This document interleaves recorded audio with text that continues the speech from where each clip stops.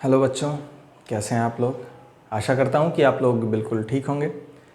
हम लोग Gauss law के एप्लीकेशंस को पढ़ रहे थे, जिसमें हमने पहला एप्लीकेशन पढ़ लिया था, electric field due to a point charge. हमने गॉस लॉ की मदद से फाइंड आउट किया था। अब हम लोग इस टॉपिक में देखेंगे इलेक्ट्रिक फील्ड किसी इनफाइनाइटली लॉन्ग वायर से, जो एक चार्ज वायर है, उसके अबाउट किसी पॉइंट पे हम अगर देखें कि इलेक्ट्रिक फील्ड की वैल्यू कितनी है, तो हम गॉस लॉ की मदद से उसको भी फाइंड आउट कर सकते हैं। चलिए सबसे पहले हम क्या करेंगे, एक इनफाइनाइटली लॉन्ग वायर बनाएंगे। हमने मान लिया कि ये एक कोई लंबा सा वायर है, ठीक है, जिसके ऊपर पॉजिटिव चार्ज जो है वो यूनिफॉर्मली डिस्ट्रीब्यूटेड है। कैसे डिस्ट्रीब्यूटेड है? यूनिफॉर्मली डिस्ट्रीब्यूटेड है। यहाँ पर हम लोग लीनियर चार्ज डेंसिटी का कॉन्सेप्ट जो हम लोग ऑलरेडी पढ़ चुके हैं, उसी कॉन्सेप्ट का यूज़ करते हुए हम यहाँ पर क्वेश्चन को सॉल्व करेंगे या फिर इसका एक्सप्रेशन फाइंड आउट करेंगे, ठीक है। तो हमको मान लीजिए कि किसी पॉइंट P पे, जो कि r डिस्टेंस पर है, इस पर इलेक्ट्रिक फील्ड की वैल्यू को कैलकुलेट करना है, इस पॉइंट P पे। तो हम क्या करेंगे, सबसे पहले तो इस पॉइंट से होता हुआ एक गॉसियन सरफेस हमको बनाना पड़ेगा। पॉइंट को हम थोड़ा सा और पास कर लेते हैं, ताकि जो गॉसियन सरफेस बनाए वो इस बोर्ड के अंदर आ जाए, क्योंकि थोड़ा सा दूर लेने पे हमको गॉसियन सरफेस ऐसा बनाना है सिमेट्रिक हो। तो अगर इसको ज़्यादा दूर कर दूंगा तो मैं इधर स्पेस नहीं है। तो मान लेते हैं कि यहाँ पर एक गॉसियन सरफेस हमने ऐसे ड्रॉ किया।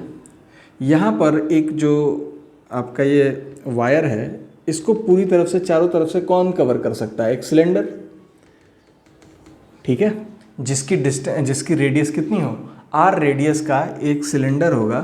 वो जो है इस वायर को क्या कर देगा, चारों तरफ से ऐसे कवर कर देगा, ठीक है। तो ये एक हमने गॉसियन सरफेस बना लिया। अब इस पॉइंट के पास हमने एक छोटा सा एलिमेंटल सरफेस एरिया ds ले लिया, जिसकी वजह से यहाँ पर इलेक्ट्रिक फील्ड इंटेंसिटी जो होगी वो सेम इसी डायरेक्शन में होगी, अगर इस सरफेस पे हम देखें तो, ठीक है। तो ये जो सरफेस होगा, इसके क्या होगा, यहाँ पर ये सरफेस एरिया, अगर मान लीजिए ये वायर है और यहाँ पर ये ऐसे हमारा ये चारों तरफ इसके 2 डायमेंशनल सरफेस है, तो यहाँ पर अगर कोई हम सरफेस एरिया, बहुत ही छोटा सा सरफेस एरिया ले रहे हैं, तो यहाँ पर इलेक्ट्रिक फील्ड लाइंस बाहर की डायरेक्शन में, इस डायरेक्शन में निकल रही होंगी। तो इस डायरेक्शन में जो इलेक्ट्रिक फील्ड लाइन जा रही होगी, उसकी इलेक्ट्रिक फील्ड की डायरेक्शन भी ऐसे ही होगी। और सरफेस एरिया एक पॉइंट सरफेस एरिया है, तो इससे क्या हो गया, परपेंडिकुलर हो गया। और हमको पता है कि जो एरिया वेक्टर होता है वो भी क्या होता है, सरफेस एरिया के परपेंडिकुलर होता है। तो इसलिए यहाँ पर थीटा की वैल्यू क्या आ जाएगी, 0 डिग्री, ठीक है। इलेक्ट्रिक फील्ड की डायरेक्शन भी सेम हो गई और ds वेक्टर की डायरेक्शन भी सेम हो गई, इस वजह से थीटा की वैल्यू क्या हो जाएगी, 0 डिग्री। अब उस केस में यहाँ पर अगर हम फ्लक्स की वैल्यू को कैलकुलेट करें, तो इलेक्ट्रिक फ्लक्स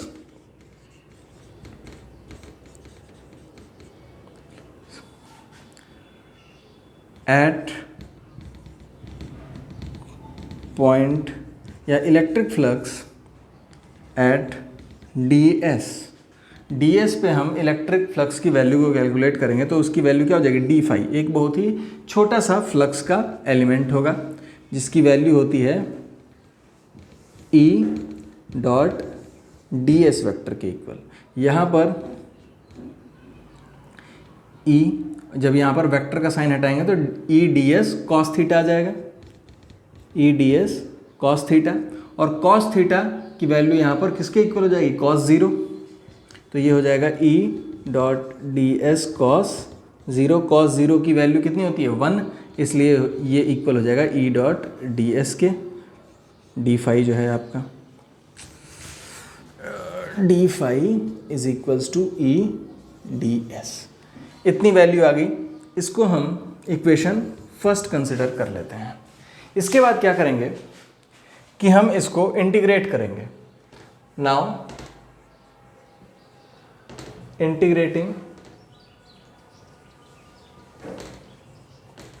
बोथ साइड्स। हम इसको इंटीग्रेट क्यों कर रहे हैं, जब हम इसको इंटीग्रेट करेंगे तो हम इस पूरे के पूरे सिलेंडर के लिए निकाल पाएंगे कि फ्लक्स की वैल्यू कितनी है। तो हम क्या कर देंगे, इसका इंटीग्रेशन कर देंगे। दोनों साइड हमने इंटीग्रेशन किया।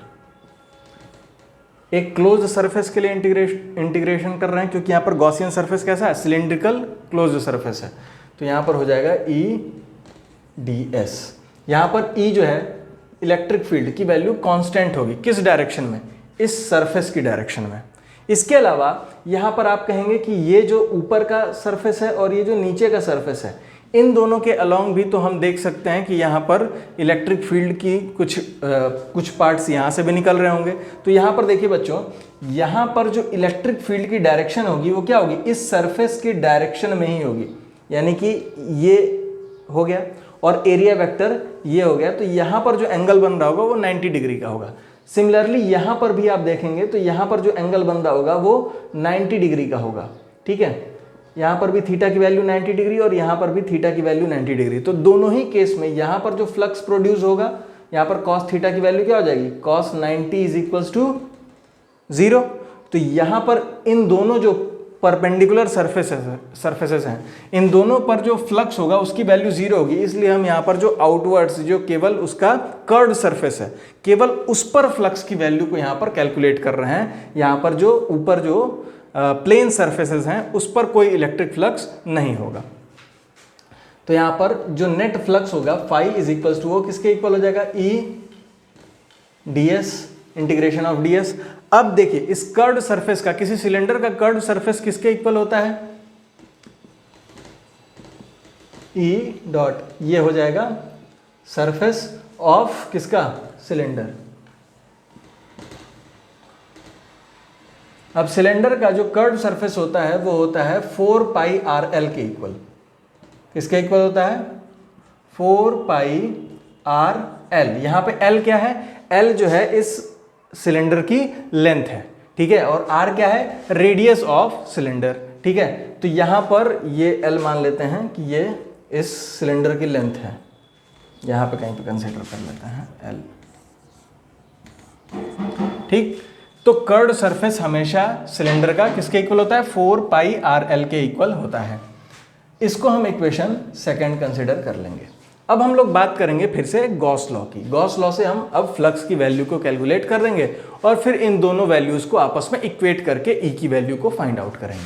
तो हम क्या करते हैं, but according to Gauss law phi is equals to किसके होता है, Q inside upon epsilon naught, यानी कि गॉसियन सरफेस के अंदर जो टोटल नेट चार्ज है अपॉन एप्सिलॉन नॉट के इक्वल होता है। यही तो कहता है गॉस लॉ। लेकिन यहाँ पर Q की वैल्यू हमको नहीं पता। मान लेते हैं कि इसके ऊपर नेट जो चार्ज है वो Q है, लेकिन इस लेंथ L ये क्या है, इनफाइनाइटली लॉन्ग है। तो इनफाइनाइट पे कितना चार्ज होगा हमको नहीं पता, लेकिन इस L लेंथ में हमने मान लिया कि Q यहाँ पर चार्ज है। और इसको अगर लीनियर चार्ज डेंसिटी के टर्म में हम निकालें तो हमको पता है कि linear charge density lambda is equals to किसके इक्वल होता है, Q अपॉन L के होता है, यानी कि net charge upon total length. तो यहाँ पर टोटल हम जो चार्ज है उसको मान लिए हैं यहाँ पर कितना है, Q है। तो यहाँ से हम Q की वैल्यू को कैलकुलेट कर सकते हैं। Q इज इक्वल्स टू क्या हो जाएगा, लैम्डा इंटू L। ये क्या है, लीनियर चार्ज डेंसिटी। जिसको ये बात नहीं समझ में आ रही कि ये लीनियर चार्ज डेंसिटी क्या है, वो पहले के टॉपिक्स में सर्च कर लेगा चार्ज डिस्ट्रीब्यूशन। वहाँ पर आपको लीनियर चार्ज डेंसिटी के कॉन्सेप्ट के बारे में अच्छे से डिस्कशन वहाँ पर मिल जाएगा। उसको आप लोग पढ़ के इस चीज़ को समझ सकते हैं। क्या होता है linear charge density, per unit length पे जो नेट चार्ज की वैल्यू होती है उसी को हम क्या कहते हैं, उस वायर की लीनियर चार्ज डेंसिटी कहते हैं। तो ये हो गई आपकी linear charge density lambda is equals to Q upon L।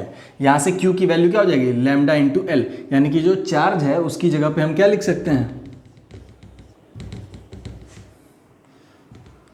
Therefore phi is equals to हो जाएगा lambda L upon epsilon naught. इसको हम इक्वेशन थर्ड कंसिडर कर लेंगे। अब from equation second and equation third,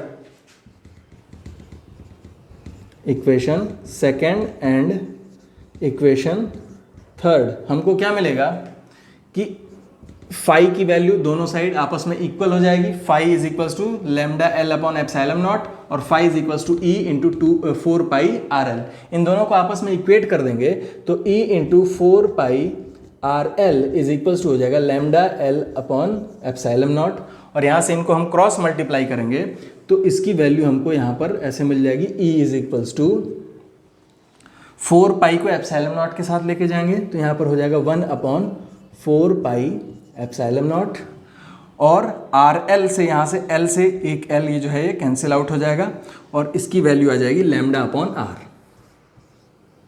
तो ये होता है electric field due to an infinitely long wire.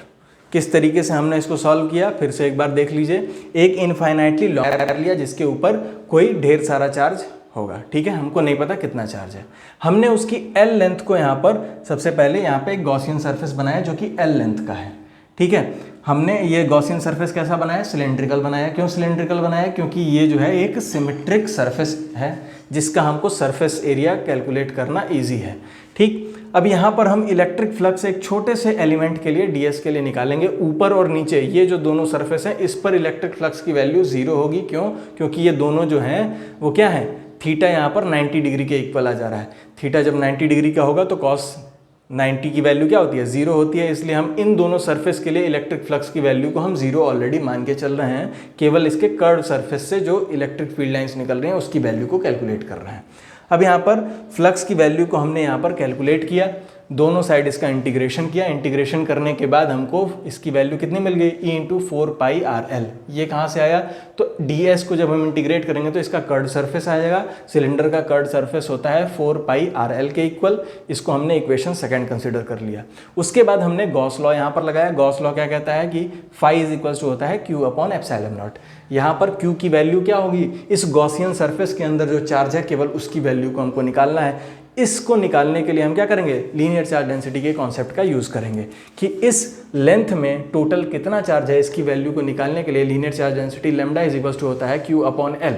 अब क्यू की वैल्यू हमको नहीं पता है कितनी है, तो इसलिए हमने क्यू की वैल्यू को यहाँ पर कैलकुलेट कर लिया। लैम्डा इंटू एल आ जाएगी इसकी वैल्यू। ये वैल्यू हमने इसमें सब्सटीट्यूट कर दिया। यहाँ से सब्सटीट्यूट करने के बाद दोनों को इक्वेशन सेकंड और इक्वेशन थर्ड को आपस में इक्वेट करके हम ई की वैल्यू को कैलकुलेट कर लेंगे, जिसकी वैल्यू आ रही है 1/4 pi epsilon naught lambda upon R. ठीक है, तो आशा करता हूँ कि आपको ये सारी बातें समझ में आ गई होंगी। बहुत बहुत धन्यवाद।